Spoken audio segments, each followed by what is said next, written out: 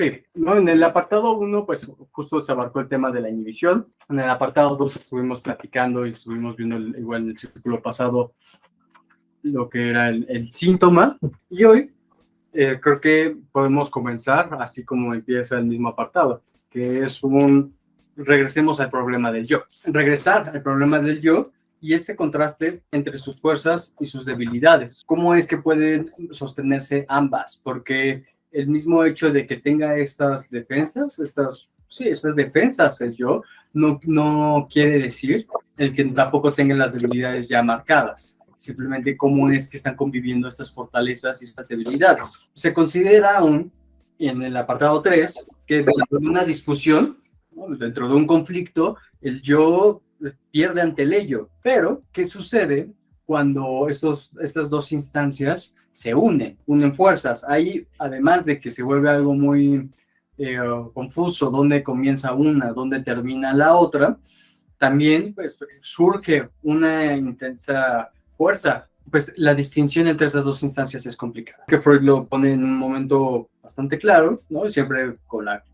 claridad. Freud, yo es la parte organizada del ello. Y es importante el que haya utilizado esa parte de organización, ¿no? Casi como si fuera justo una organización social. Pero esta organización lo que va buscando justo es el que se pueda seguir operando, que se pueda seguir negociando y manejando la energía que va transitando. Y no solo eso, sino llega a tratos y a acuerdos que permitan dicha dinámica. Entre estos justo herramientas o recursos que utiliza el yo para mantener esta organización, es justo lo que hablábamos la vez pasada sobre la represión, tanto una muestra de fortalecimiento como tanto de debilitamiento del yo, de que el síntoma como tal, la angustia como tal, y la represión y la angustia vienen del yo, justo lo que genera el síntoma y lo que puede remarcar una diferencia entre el ello y el yo,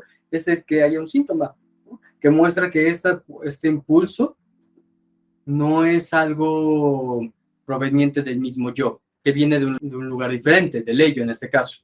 Entonces se genera esta organización que va buscando la paz y que no solo busca la paz, sino que además trata de adaptarse al síntoma, a esto mismo que lo aqueja y que pues vaya, es en momentos sí, es imposible integrarlo, ¿no? Entonces, ¿qué sucede? Pues deja un vestigio, una marca o un registro de que algo siendo el síntoma. Freud lo platica, que luego se considera que pues, las personas se adaptan muy bien a sus síntomas y que ya así se vive, ¿no? Las caracteropatías, que es pues así suena, ¿no? El síntoma es por completo egosintónico. Se puede, pero como Freud lo pone, resulta mucho sacrificio para el mismo yo, y en este caso, pues para la persona, como si uno simplemente pudiera vivir con sus síntomas y ya, y vivir tranquilamente.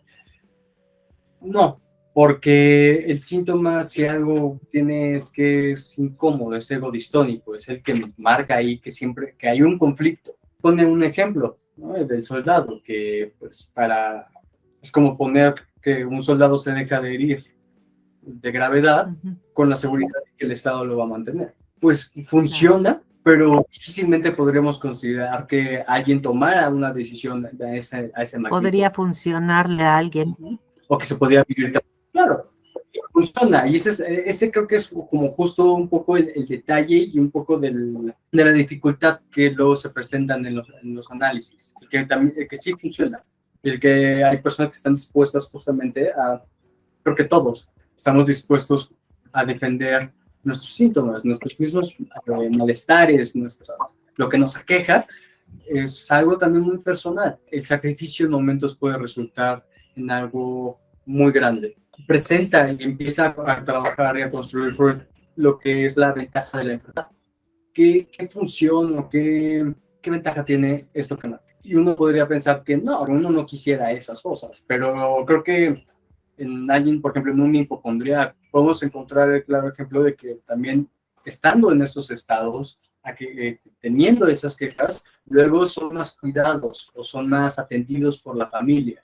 Y el mejorar o el ya no tener tanto malestar, pues hace que los demás también se ocupen de otras cosas, de sí mismos, no de ellos. Entonces, muchas veces se puede preferir incluso quedarse en esas situaciones por peligrosas, por incluso, pues a veces hasta mortales, que salirse de ellas. Porque existen estos enlaces conciliadores entre el yo y el síntoma. O sea, uno esperaría que el síntoma se rechazaría por completo, y no es el caso. Hay una satisfacción. Al final, se construyó con el objetivo de, no, o sea, viene este impulso que se desea, esto que se quiere llevar al acto, llega el yo, lo interrumpe, y esto que estaba destinado a generar placer, ya no lo va a generar un displacer. Y como lo platicábamos justo en el círculo pasado, la misma palabra de displacer viene de placer, no se elimina del todo, solo está como transfigurado, movido. Y entonces se empiezan, con la ventaja de la enfermedad, también nos metemos a otro tema, que es más del apartado 4, yo aquí voy a hacer una pausa, que es la formación del síntoma. Como siempre a mí me impresiona mucho esta parte de que lo denso y lo profundo que puede ser los textos de Freud, ¿no? Esto del apartado 3 pues es una página y media, o sea, son 2 páginas, algo más. Creo que puedo ser un poco más extenso, pero también es muy claro, es muy objetivo a lo que va explicando. A mí me da mucho cómo lo va presentando siempre Freud.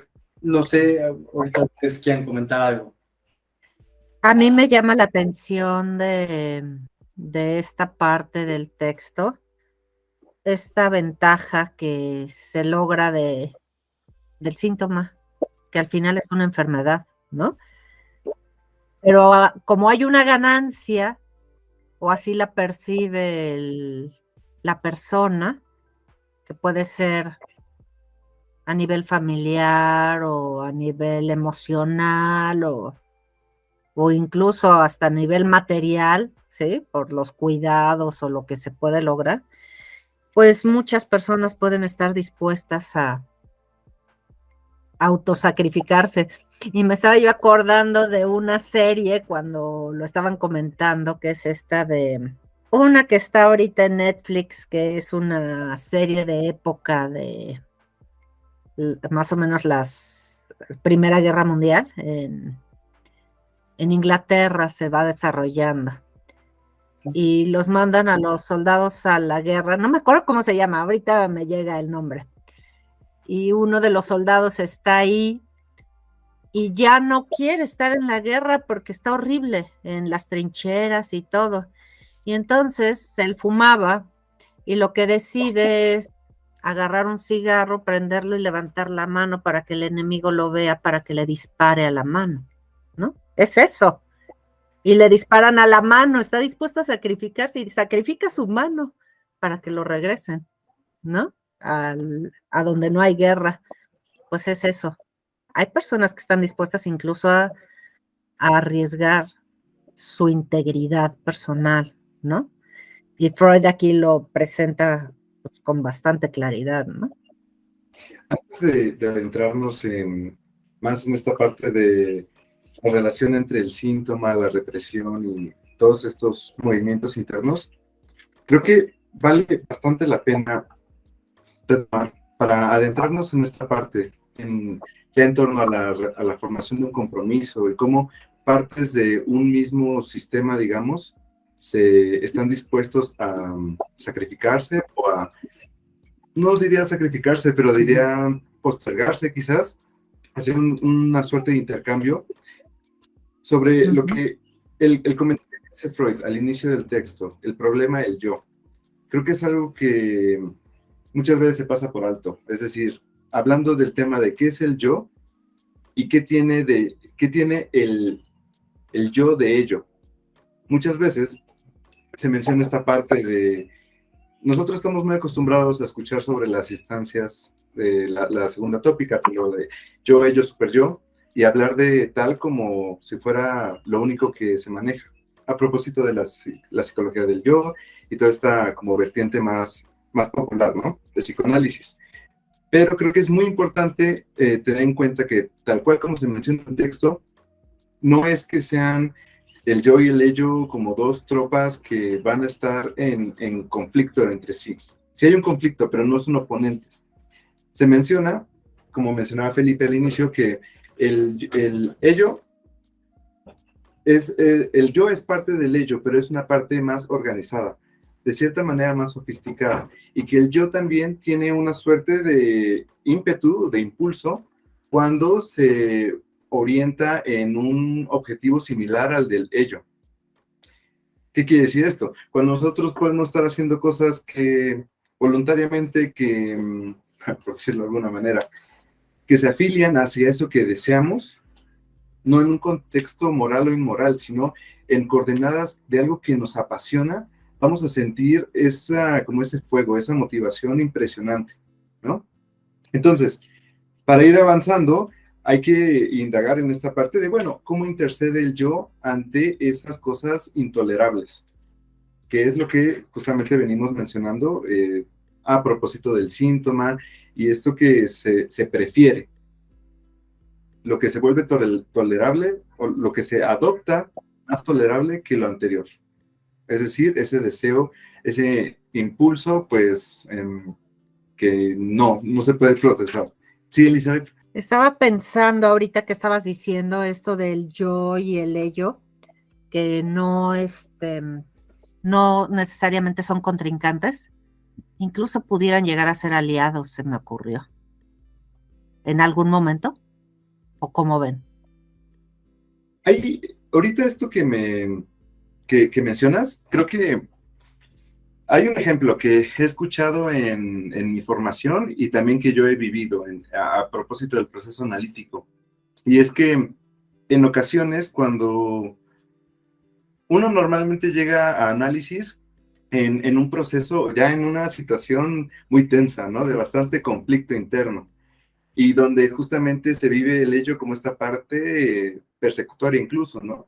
Como algo que estamos buscando mantener a raya, o que no nos deje estar tranquilos y que la solución sería como de enterrarlo, hacerlo de lado. Pero lo curioso es que, yo hablando en mi experiencia, si bien en un momento dado podría yo percibir cosas egodistónicas, como se dice, o sea, que me generan malestar, angustia, estrés, por la parte del ello, más adelante, cuando se entabla una suerte de diálogo, de intercambio con esta parte más profunda, también se arrojan cosas bonitas, por así decirlo. Es decir, en un momento de angustia, de yo sentirme abrumado por la situación exterior, tener una sensación como de un abrazo materno, como un recuerdo no un recuerdo, pero como esta sensación de yo el haber sido sostenido de infante, de bebé. Entonces, aquí la cuestión es que entender el ello, no sé, yo me atrevería a mencionar un poquito como este repositorio de lo que hemos sido desde que llegamos al mundo, atravesado por todas estas pulsiones, visto desde la perspectiva freudiana, ¿no? Pero que no necesariamente es así, no necesariamente es que se opongan. Claramente el yo cumple una función de algún tipo de regulador. Se menciona que si tuviéramos libre acceso a todo lo que deseamos, duraríamos muy poquito, ¿no? Nos mataríamos a otros, nos matarían o nos mataríamos a nosotros mismos. Sin embargo, está esta parte de que habrá que pensar justamente en cómo se va moviendo avanzando en el texto se menciona justamente que para facilitar el funcionamiento o la existencia, el sobrevivir, digamos, psíquico, se necesitan hacer estos intercambios en relación a la represión. Se forman síntomas, pero que es un proceso que una vez puesto en marcha, se mantiene continuamente. Es decir, esa primera demanda no se va. Entonces, aquí la cuestión es justamente cómo eso se va a... Pues, ¿qué va pasando después?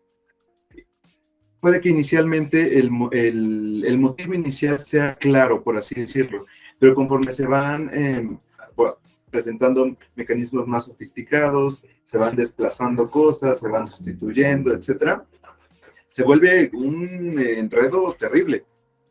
Y ahí es donde creo que muchas veces el individuo, el sujeto, llega a situaciones en las que se encuentra, pues, perseguido por su mismo inconsciente, ¿no? Justo como lo que mencionas, bro, y como lo que trae Elizabeth es muy valioso, de cómo en situaciones tan adversas, a veces lo único que queda es justo el ofrecer tal vez cierto tributo, el salirse de esta situación tan tensa. Y de esto se trata un poco, porque a veces creo que podemos mencionarlo como si fuera algo simple o algo sencillo, el que, bueno, se formó un síntoma, ¿no? O hay que quitarlo. Y bueno, también siempre esta situación hay que cuidarlo. A veces que se nos cruzaron aquí las dos pequeñas. Pero, venga, afuera, pía. Pero si hubo y hay un síntoma, esto también quiere decir que hubo algo sumamente peligroso para el sujeto, para la persona, tan peligroso que llevó a tomar una decisión de esa magnitud, y por así decirlo, quedar incompleto. Porque aquí estamos hablando solo de la represión, el sacrificar tal vez su memoria, su percepción, el tener que hacer el esfuerzo psíquico y el gasto energético de olvidarlo, y además tenerlo que tapar simbólicamente, porque parte de los síntomas es también que vienen acompañados de recuerdos, se generan estos recuerdos también encubridores. Un recuerdo está cargado de un simbolismo, casi como un sueño, ¿no? Estos recuerdos que todos tenemos de niños, que son muy claros y que no tienen ninguna intención, hasta es raro que los recordemos. Recuerdo que estaba sentado en mi mesa de la cocina comiéndome jamón, ¿no? Pero ¿por qué recuerdo eso? No sé, pero recuerdo todo, recuerdo hasta cómo era el empaque del jamón, qué tipo era, cómo sabía, son muy detallados. Y todos tenemos ciertos recuerdos de ese tipo, ¿no? Y a veces se cambia la temporalidad, el tiempo y como todo eso, pues muchas veces ocultan otro recuerdo, una imagen que se plasmó en la persona y que fue tan inabarcable, abrumó tanto que se tapó, se tuvo que cubrir, mas no se logró olvidar del todo. Es algo que así sucede con el síntoma, no se logra olvidar del todo y siempre está queriendo salir, siempre está peleando por ser satisfecho. Suponer que para que el yo invierta tanto gasto energético, resulta mejor, resulta menos peligroso. Sí, iba a platicar que en nuestra vida yo siento que hay muchos síntomas. Bueno, es mi percepción, ¿no? Y que tenemos que aprender, yo creo que eso es mucho de lo que ustedes trabajan en sus sesiones de psicoanálisis, ¿no? Pero hay el síntoma que, como decías hace rato, viene del ello, no puede verse como algo malo porque al final somos una unidad de ello y yo y super yo. Entonces, lo que hay que hacer es regular cuando se vuelve dañino, ¿no? Para la persona, pero al final yo creo que no todos los síntomas o todas las situaciones que trae una persona del ello sean malas, es parte de lo que todo ser humano es, el ello, el yo y el super yo, tiene que sincronizarse, digamos, de donde el encargado será el ello, yo creo, de todas esas cosas, ¿no? Pero bueno, esa es mi percepción no psicoanalítica, ¿no? Eso también me parece algo que es como un tema también de mucho diálogo entre círculos analíticos, la parte de qué se hace con el síntoma y si es algo que se tiene que atender o es algo que se tiene que intervenir. Y bueno, de lo que hemos ido desarrollando aquí en este espacio, y yo también apoyo esa postura, es que El síntoma, pues, es... no hay por qué, digamos, uno en este trabajo, en este dispositivo analítico, el síntoma está ahí y cumple una función específica para la persona y una función muy importante.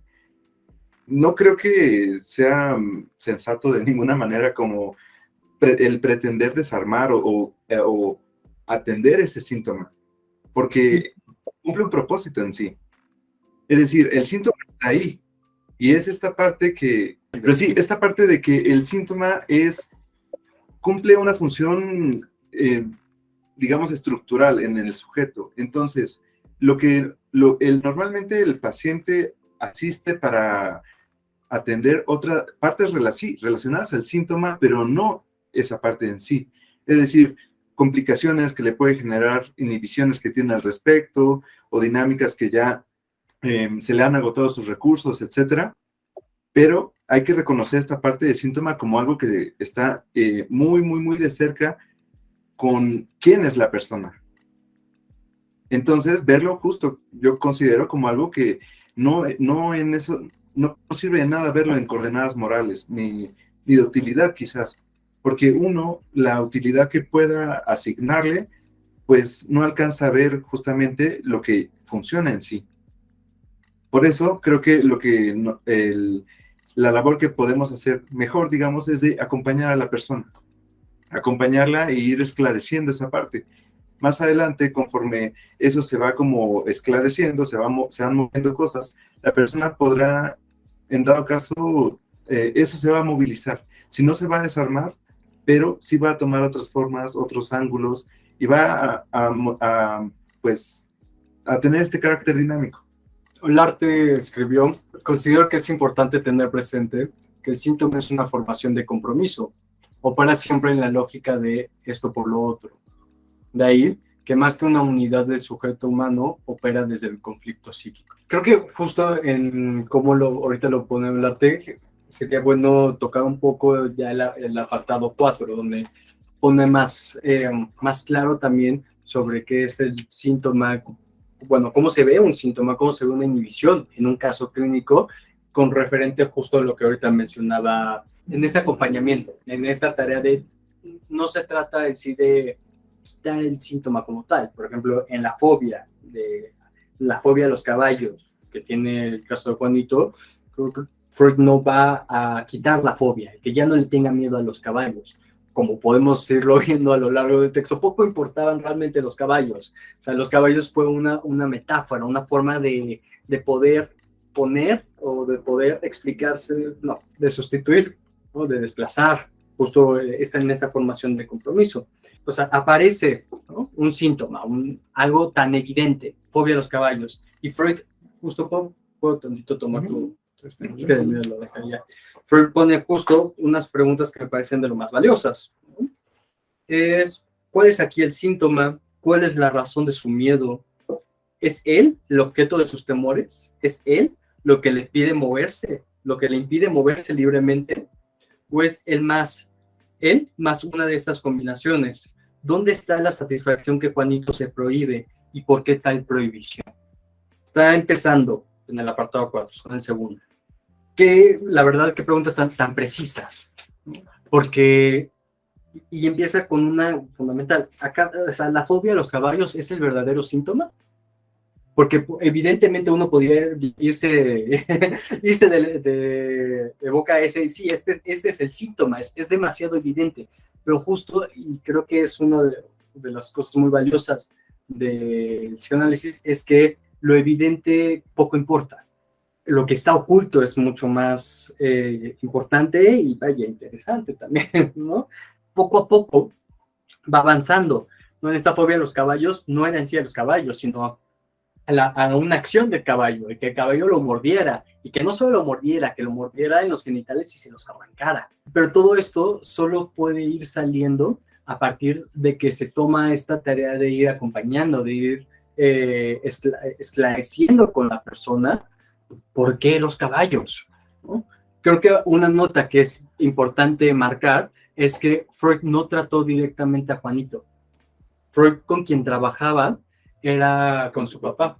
Exacto, con el papá de Juanito. De hecho, bien interesante porque pues, ¿no? El papá era quien estaba siendo representado ahí, pero quien iba con Freud, y Freud lo fue guiando para ir haciendo el análisis con su hijo, Juanito. Y la información que se tiene fue porque el papá se lo iba a entregar a Freud y Freud lo iba guiando. Pero realmente lo vio un par de veces. Aquí Freud no se mostraba tan partidario, tan a favor de los análisis para los niños, de los niños. Eso, todo el tratamiento de niños ya vendrá después, con otros psicoanalistas. Freud... Perdón, es que me acordé y a lo mejor en eso coincido con Freud, porque tal vez el niño todavía tiene que evolucionar y cambiar y superar, ¿no? No, a veces no se quedan estancados en una... Le tenía miedo a los caballos, ¿no? Quizá más adelante ya no. Y lo digo, ahora sí que voy a hablar desde mi perspectiva personal, porque me acuerdo que cuando era yo niña, les tenía pánico a los perros.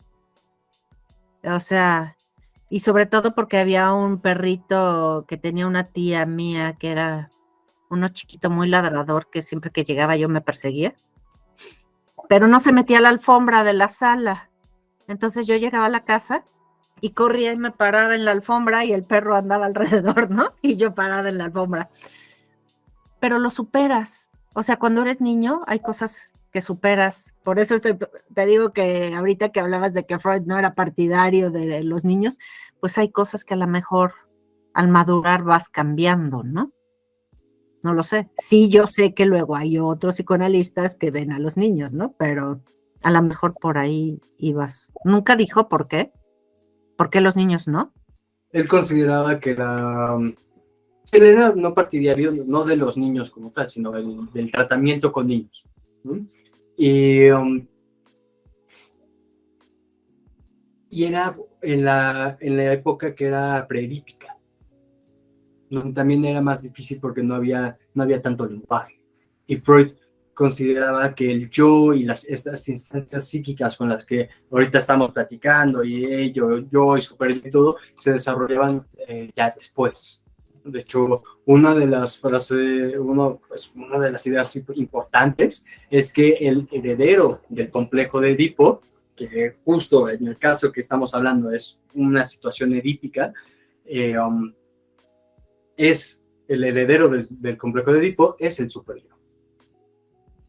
Como que hasta este momento se está estructurando algo que igual en Klein se considera distinto. Klein considera que hay un super-yo arcaico, también un yo muy primitivo desde un inicio.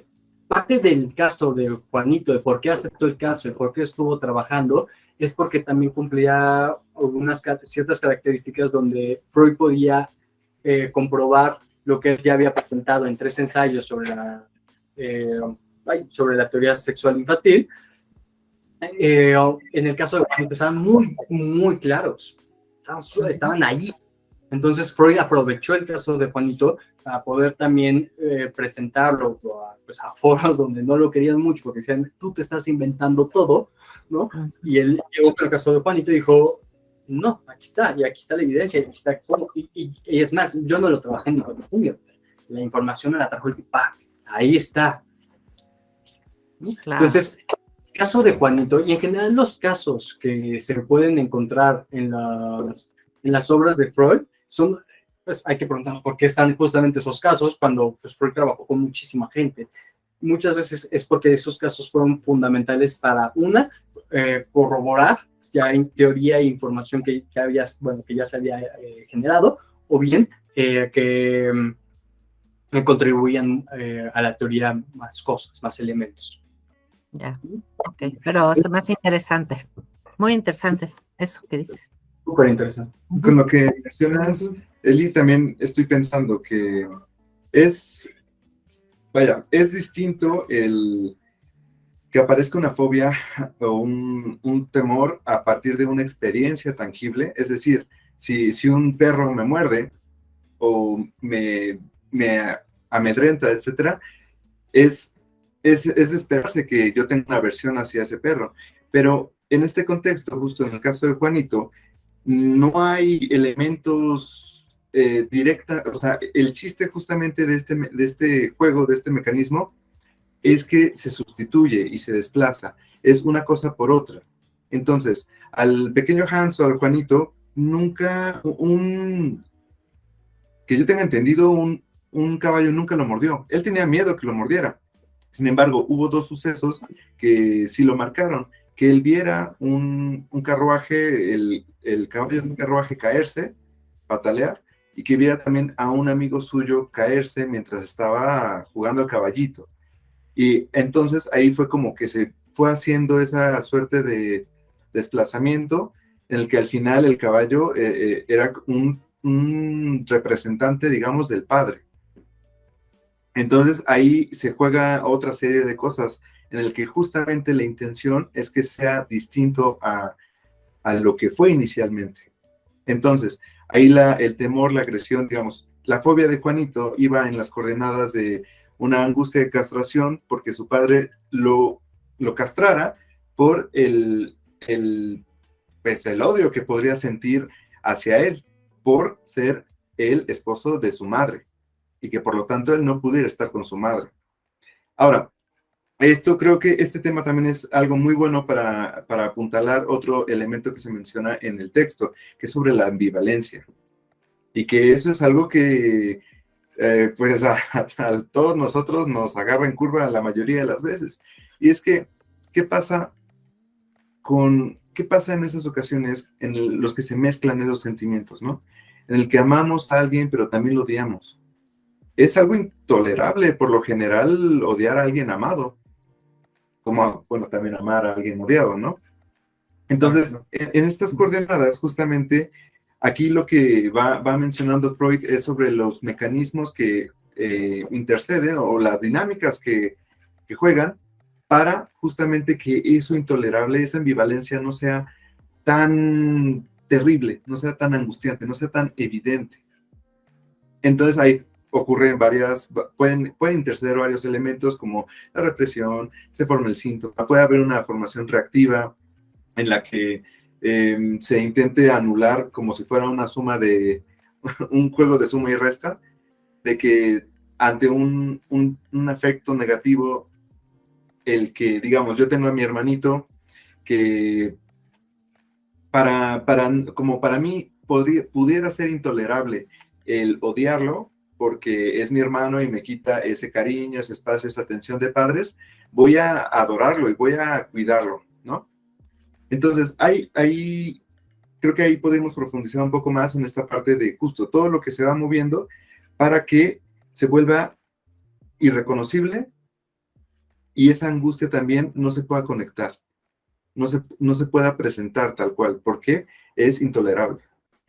Justo con lo que mencionas en el texto ponen una pregunta que me pareció lo más interesante, de qué hace una neurosis. Y remarca Freud justo esta sustitución, este desplazamiento. Con la pregunta de ¿por qué tendría que ser necesario ocultar? Ahí viene justo la parte de la ambivalencia. Y pues vaya, ¿en qué relación no hay ambivalencia? A mayor amor también pues, mayor ambivalencia, y entonces eso se puede volver algo muy, muy complicado. En las parejas se puede encontrar fácilmente, entre padres, entre hijos, vaya, ¿no?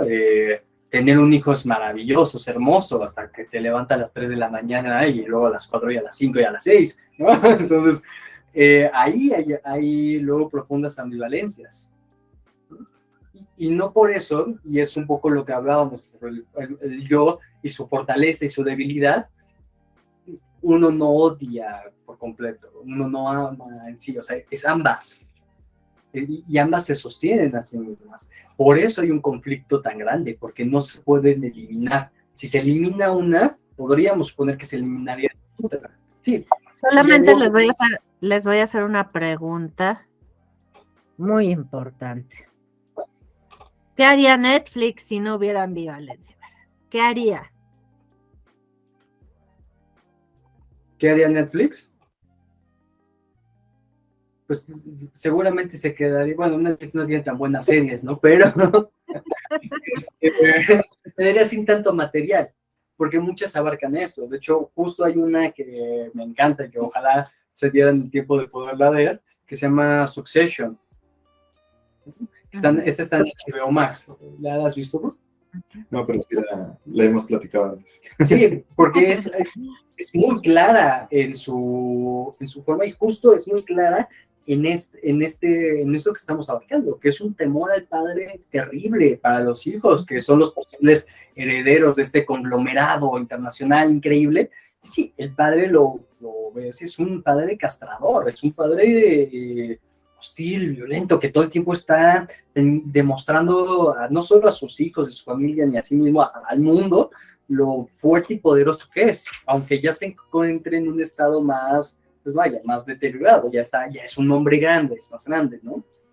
Y viene este conflicto a lo largo de la serie, a lo largo de los personajes, ambivalente, de que quieren tirar al padre, no solo lo quieren tirar, quieren su puesto, y están peleándose por el puesto del padre, y hasta creo que en un momento dicen, es que quien herede el lugar, el puesto de la dirección del padre, va a ser el nuevo papá, y hasta en un momento lo ponen tan claro, it's going to be the new daddy, ¿no? O sea, más claro no lo pueden poner en la serie, ¿no? Y es que estas cosas siempre son también muy claras.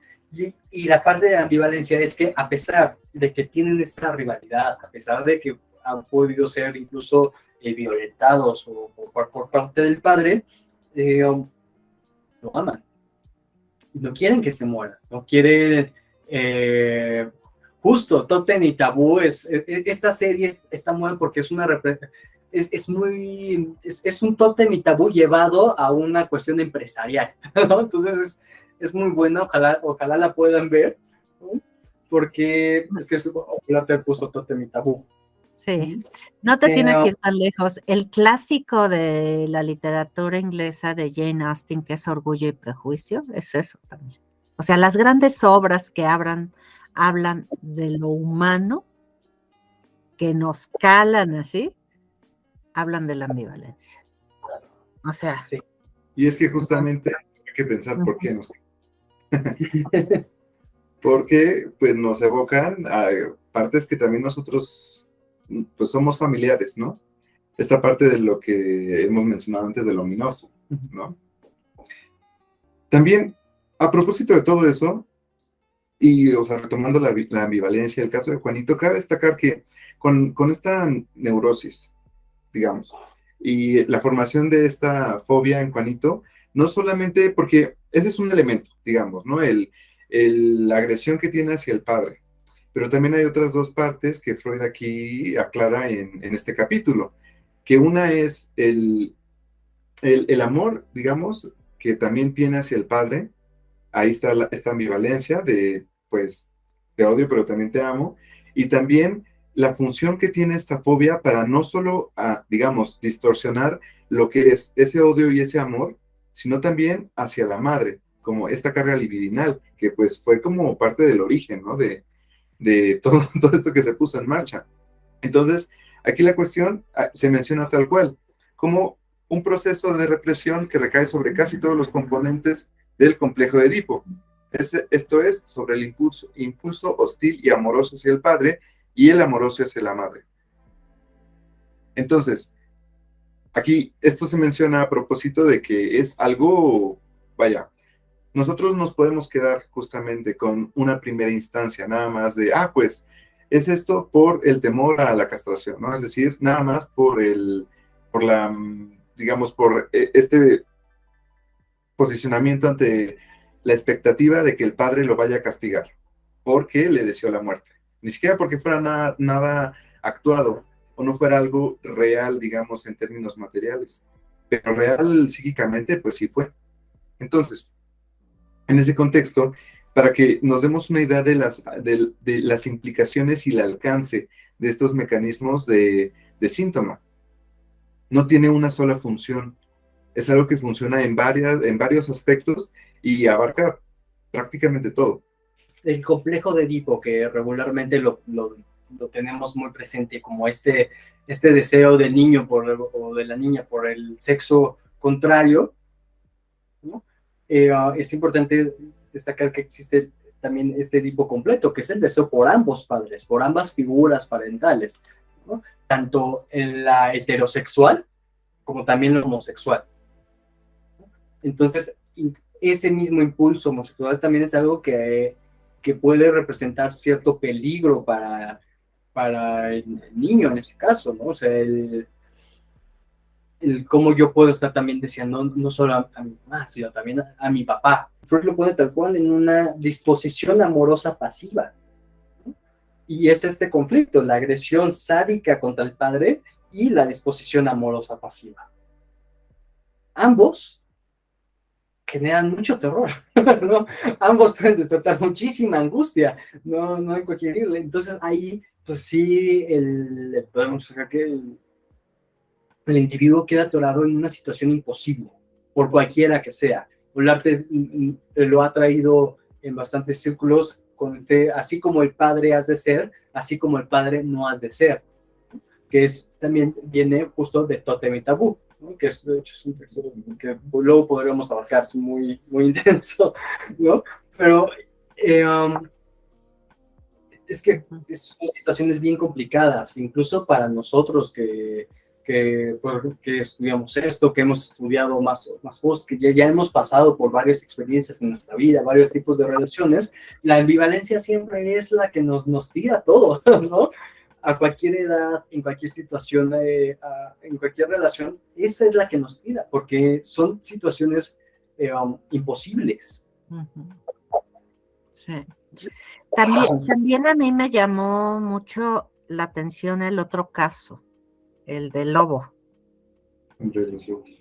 A ver cómo nos lo explica.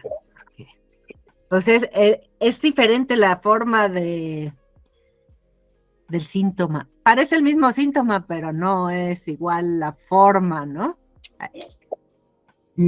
Aquí, esta parte quiero retomar también para igual mencionar este caso, sobre justo ¿cómo era la frase de hacia el padre? Así como, esa es la mejor, así como el padre. No, pero de padre, ese posicionamiento, amoroso pasivo. Ya, aquí sí. La disposición amorosa pasiva. Lo que se menciona también en el texto es a propósito de por qué tanto en el caso del hombre de los lobos como en el caso de Juanito, se tiene este temor ante ser devorado, ¿no? Es decir, no solamente ser castigado, ser mordido, sino ser devorado, lo cual es algo, pues, fuerte, ¿no? Algo bastante cargado. Y justamente en ese contexto, como en este posicionamiento, digamos, masoquista también, hay que recordar también que la propuesta freudiana, pues se menciona que el masoquismo y el sadismo vienen de la mano, ¿no? Y sus manifestaciones suelen llamar la atención cuando son más uno u otro, pero estos elementos están presentes en todos. Hay muchas veces que esta parte de que nos puede generar mucho repele, ¿no? Como el contemplar las ideas de, tendré esto, seré... No, pero yo no puedo ser esto, ¿no? Yo no puedo ser sádico, yo no puedo ser masoquista. Sin embargo, aquí también es bien interesante el caso de Juanito y los casos infantiles, porque a pesar de tener una edad corta, digamos, de tener 4 o 6 años, creo que representan de una manera excelente los conflictos que nos van a atravesar toda la vida. De adultos tenemos como mecanismos, algunos dirían más sofisticados para intentar como sobrellevarlos. Sin embargo, no creo tanto que, si bien esas cosas, por ejemplo, lo que mencionabas, Eli, después de que yo haya tenido esta cuestión de chico, de chica, y después maduro y lo dejo atrás, puede que sí, pero el conflicto también, o sea, por un lado hay que tomar en cuenta que el sentir y el vivir psíquico es uno de los preceptos también del inconsciente, es que es atemporal. y no se maneja en esta cuestión pues ya pasaron tanto tiempo, ya pasó tanto tiempo, entonces ya se digirió o ya cambió o ya se olvidó, sobre todo. Ese es como uno de los engaños de todo esto, sino que se va moviendo.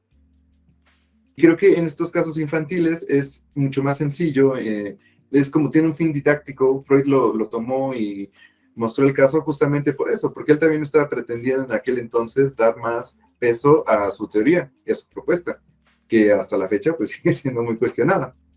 Pero es esta parte de, bueno, retomando ahora sí la línea de texto, este elemento en el que habrá de ser devorado en un acto de amor, y de un amor total, arcaico, ¿no?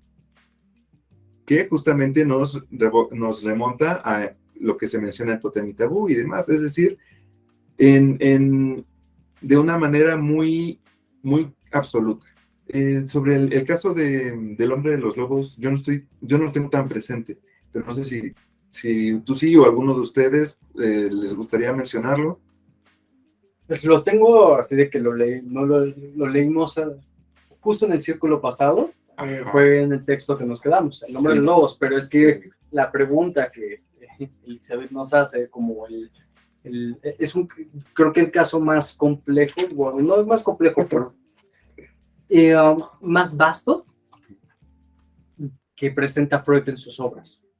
Entonces, para empezar ahí, hay un montón, porque aquí solo retoma el síntoma de la zoofobia del caso del nombre de los lobos, pero a partir del mismo desarrollo, pues habla sobre la neurosis obsesiva, habla sobre la zoofobia, habla sobre un sueño, habla sobre diferentes momentos de cómo esta cuestión del nombre de los lobos no solo remitía al lobo en sí como animal, sino también incluso un cuento infantil que él había escuchado de cómo un lobo llegaba y devoraba.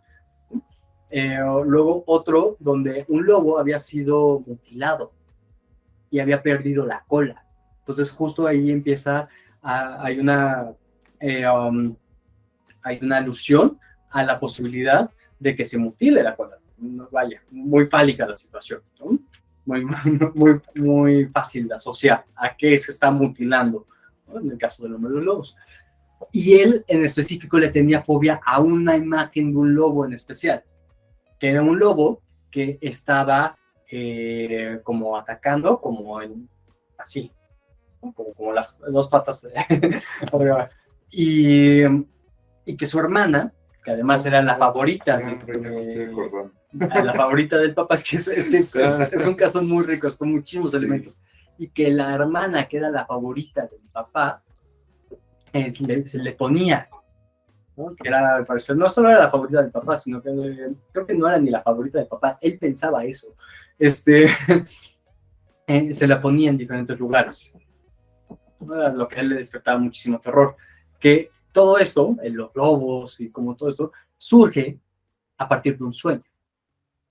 Y este caso también Freud lo utiliza de como un sueño, y un sueño a una edad temprana puede determinar la vida de un sujeto, ¿no? En el sueño, el hombre lobos estaba dormido, y en el sueño abría los ojos y enfrente de él veía como la ventana, creo que bueno, estaba en su cama y la ventana de enfrente de él se abría, y al abrirse veía un árbol, no me acuerdo exactamente qué árbol, hasta en los libros viene el dibujito del sueño. En las ramas del árbol había 7 lobos observándolo. Creo que uno era blanco o algo así, ¿no? Y eso era el sueño, o sea, tampoco era un sueño tan, uno dice, bueno, los lobos lo atacaron, se lo comieron. No, creo que ahí era el sueño, me faltan un montón de detalles, ¿no? Pero era así. Y a partir de ahí... Bueno, yo no me sabía toda esa historia que está interesante, pero me llamó la atención eso del lobo, porque habla de venganza ahí. No la habla tanto con Juanito, pero en el del lobo sí, ¿no? Sí, porque es algo... luego si un día lo puedes revisar, creo que sería muy valioso porque es un texto de lo más interesante. ¿no? Porque va presentando y va haciendo el análisis del sueño. Entonces, y como en el caso de Juanito, hay diferentes momentos donde con el padre jugó a ser un lobo y que él se lo iba a devorar. Hubo algo de que también vio a fue a una granja y vio a perros pues se estaban reproduciendo, pues la posición que toman, pues, y poco a poco se va abarcando, y en el sueño una parte de los fundamentales es esta ventana que se abre de la nada, ¿no? Donde Freud lo interpreta como el abrir los ojos, ¿no? Esta ventana que se abre y que ve, que observa. Y no sé si spoilearlo, pero lo que observa, ¿no? y lo que se reconstruye en el análisis es un recuerdo del hombre, del niño, del caso, cuando tenía creo que 18 meses. Una imagen que él vio de los padres a los 18 meses, que lo marcó toda la vida, ¿no? Teniendo relaciones justamente como unos perros lo harían.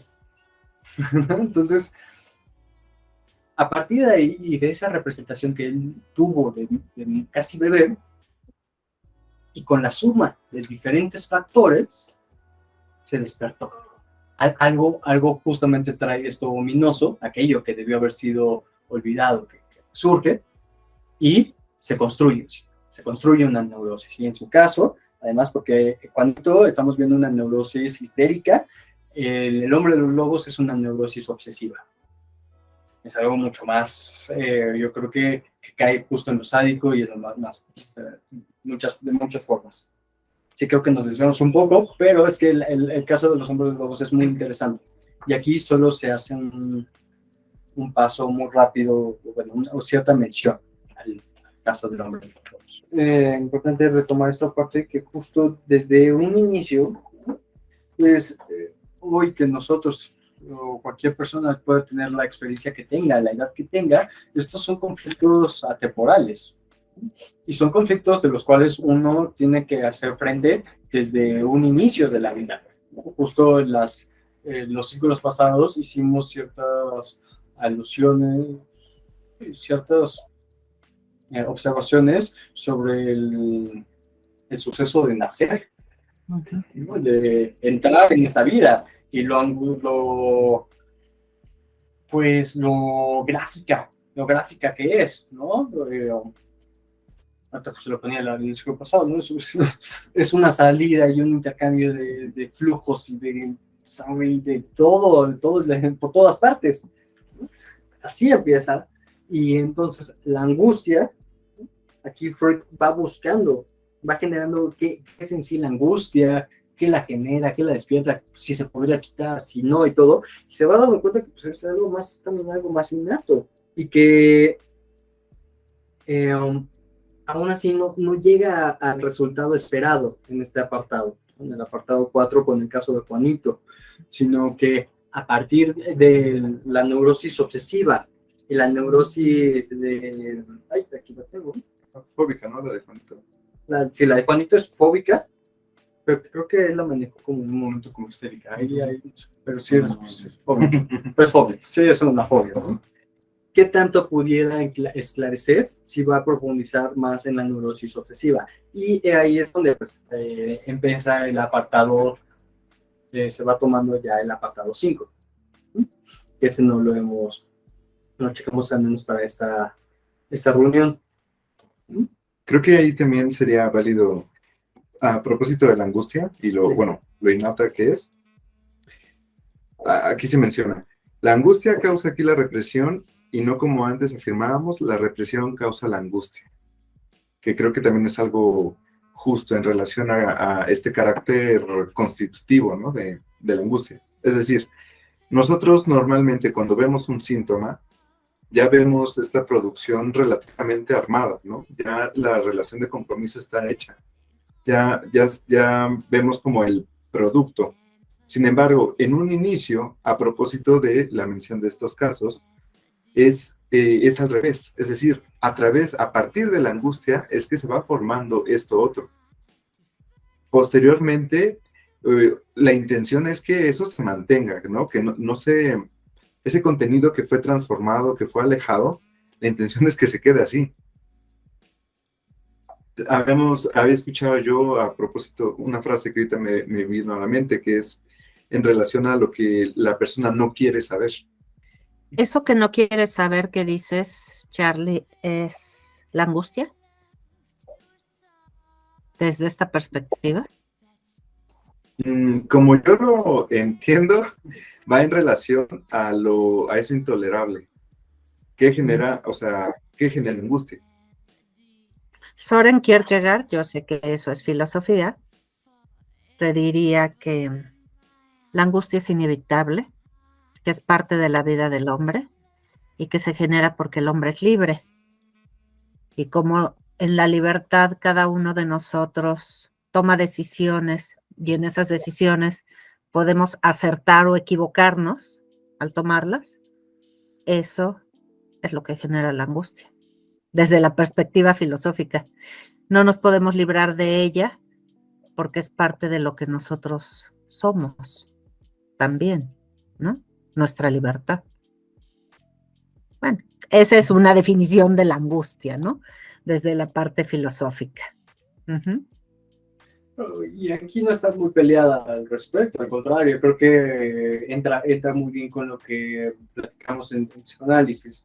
Igual, no solo es si lo que la persona, bueno, sí, o sea, lo que la persona no quiere saber, y no quiere saber sobre sí mismo, además, o sea, sobre sí mismo, y que creo que es lo peor, es que lo sabe. No quisiera no saberlo, más lo sabe, o sea, es justamente como queda la persona, el individuo en una situación imposible. Porque el síntoma es, ¿no? Esta persecución, aquí es que aquí lo puse, esta lucha contra la pulsión que hubo en un momento, pues tendrá continuación en la lucha contra el síntoma. El síntoma es algo que lo va a estar ahí picando y picando y picando. A lo mejor es aprender a vivir con aceptar que hay angustia en nuestra vida. O sea, nada más que sea tolerable y manejable, ¿no? Y que nos permita funcionar en lo individual y en lo social, ¿no? Pero no lo podemos quitar. A ver, ¿quién de aquí nunca ha sentido angustia? Todos Claro. hemos tenido angustia alguna vez, ¿no? Uh-huh. Ahí es interesante porque como se menciona, toda esta parte de la angustia parte de una pulsión, de un deseo. Pero yo creo que específicamente de esta pulsión de vida. Distinto esta parte justamente de ante el deseo, yo tengo esta angustia por este conflicto que genera, y la otra alternativa, la pulsión de muerte, este concepto de uno quererse morir, o no sé, en términos mucho más casuales, cuando la gente dice cosas como me quiero volver chango, suena muy cómico, pero en realidad lo que se está apelando es hacia pues esta quietud, ¿no? En los textos de Freud, y previamente hemos platicado que parte de esta pulsión de muerte es pues el cese de todo.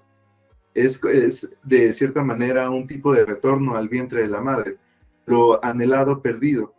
Es decir, para ya no sentir esta angustia, ya no sentir esta hambre, tampoco este deseo, sino que sea una pausa.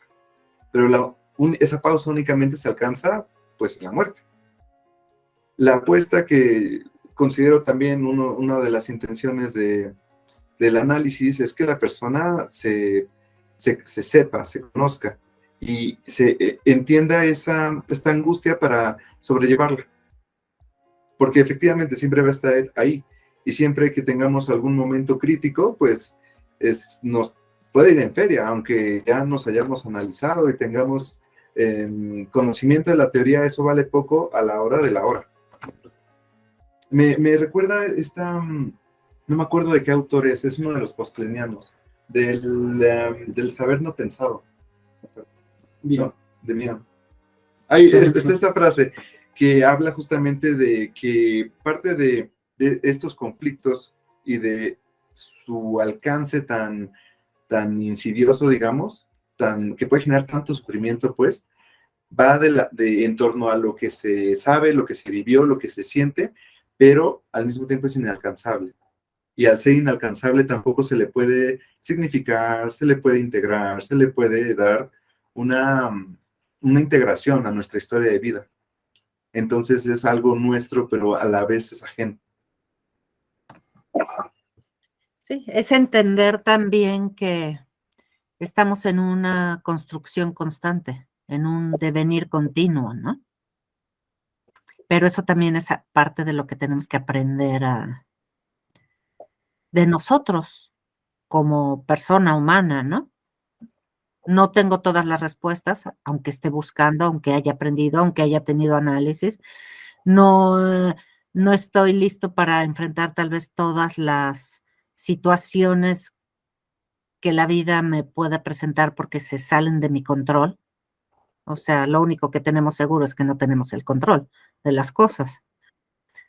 Pero también yo creo que el aceptar eso en lo que somos es parte de lo que ustedes trabajan tanto en el psicoanálisis, ¿no?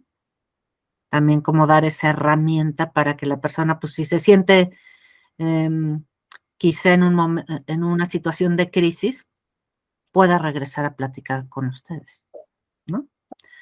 O entienda que esa es la situación natural un poco de lo que es nuestra existencia. No sé, ahora sí que les hablo desde la filosofía, ¿no? No desde el psicoanálisis. Entonces, aprender a conocernos y entender esas partes que no podemos saber. Lo único que sabemos es que todo está cambiando todo el tiempo. Hablando con base en una de mis películas favoritas, que no les voy a decir el nombre. Bueno, si quieren se los digo, es eso de nunca nada permanece igual, ¿no? Todo está cambiando constantemente. Ese es el punto, ¿no? Pero cuando estás en una situación como cuando los casos que ustedes que salen en los textos que estamos leyendo, pues son personas que necesitan el apoyo constante en ese momento en su vida para poder dar el brinco, ¿no? En algún momento, o aclararse a sí mismos. En eso ayuda mucho el encuadre psicoanalítico. Eso de saber en qué horario, en qué momento de la semana, día y todo, se va a poder platicar al respecto. Y no se habla, estos son los casos más, ¿no? La fobia, ¿no? La neurosis obsesiva y cosas así, pero estas son cosas que también en momentos pasan muy desapercibidas, ¿no? No se trata de, creo que luego podemos pensarlo leyendo casos clínicos, estos individuos extraños, ¿no? Que uno ve raro en las calles. No, estas son cosas que pasan todo el tiempo, todo el día y a todos nosotros. Ujú.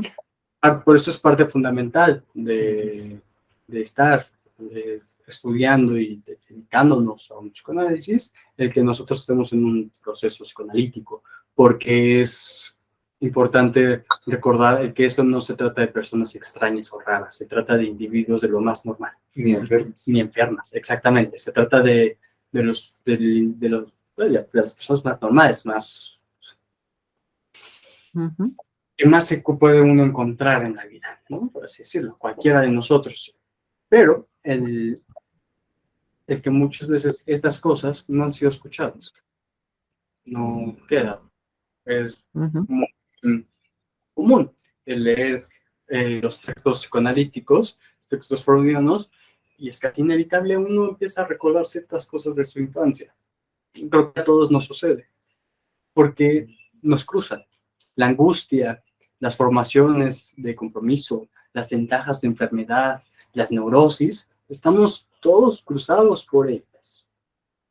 Solo a veces justo pasan desapercibidos.